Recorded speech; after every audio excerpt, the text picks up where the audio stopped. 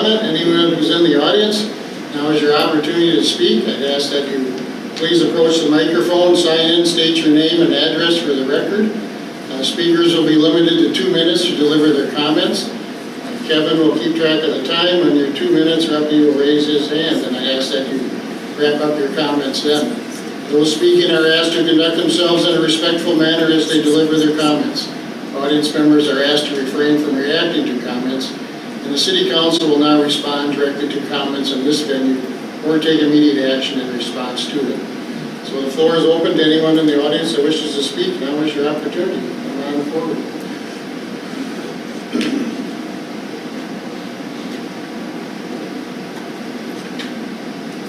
Good evening. Melissa Zimmerman, 2525 Stony Creek Drive, here about the East Side corridors. Tonight I'd like to cover some of the city ordinances for you. Chapter 95, Noise Control. The City Council finds that excessive noise causes injury to public health, safety, and welfare, interferes with quiet enjoyment of life and property, and the tranquility and privacy of the home. The City has an interest in imposing restrictions on noise to not infringe on the rights of the city's inhabitants to engage in free speech. Section 95.02 says Minnesota rules Chapter 7030 are hereby adopted. Rule 7030, any municipality having the authority to regulate land use shall take all reasonable measures within their jurisdiction to prevent the establishment of land use activities listed in Noise Area Classification 1, where the standards established will be violated immediately upon the establishment of land use.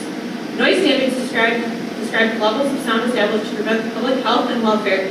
These standards are consistent with speech, sleep, annoyance, hearing conversation requirements within areas grouped according to land activities by the Noise Area Classification.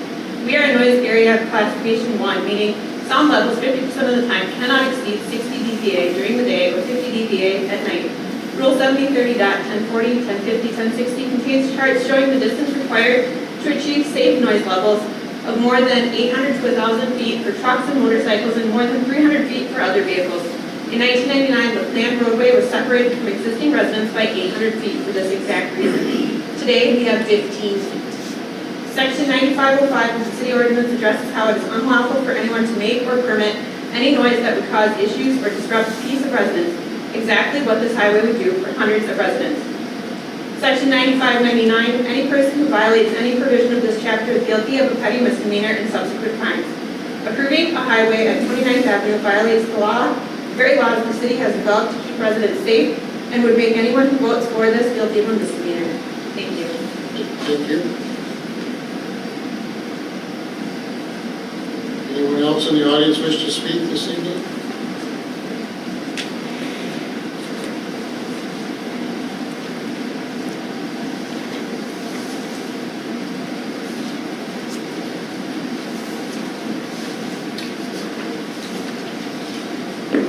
Good evening, Matt Sennett, 2519 Stony Creek Drive.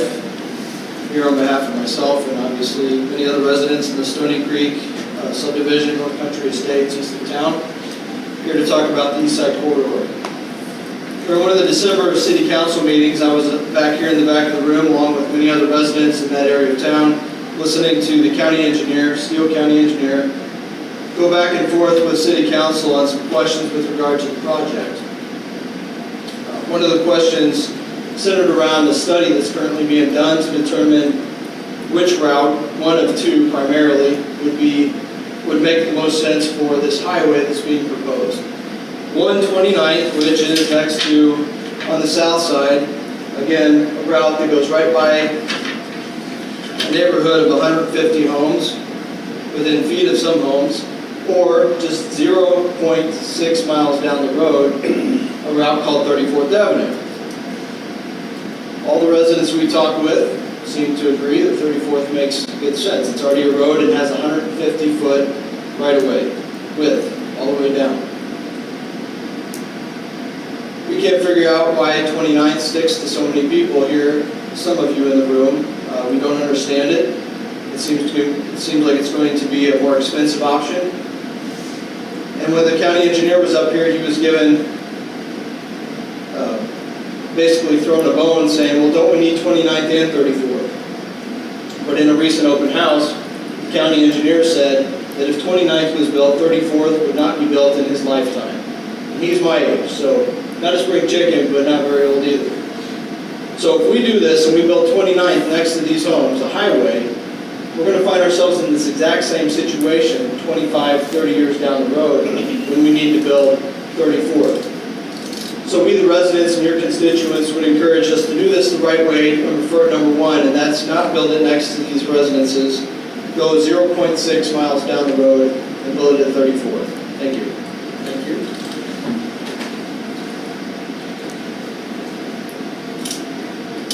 Anyone else wish to speak this evening? Annie, here's your opportunity. All right, then we'll move on to public comment, or excuse me, council comment. And first up tonight is Kevin. Yeah, thank you. Mr. Bulkey and myself received, was a text or an email last week from constituents.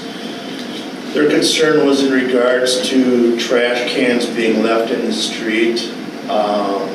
There's a few issues with that.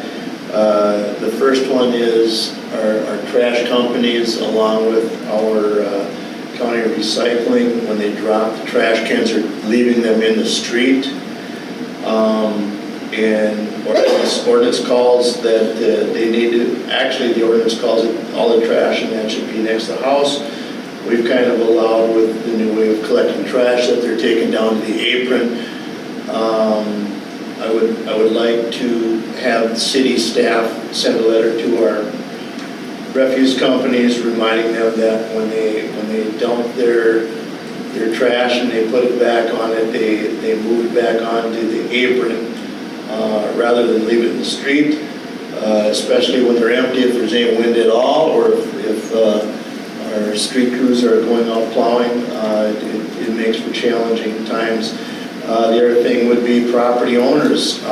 Make sure that you are leaving it on the apron. Don't put it in the street. If you're putting it out the night before and we have snowfall and our street crew is out, you're probably going to come out and see that your garbage is strewn all over your property in the morning.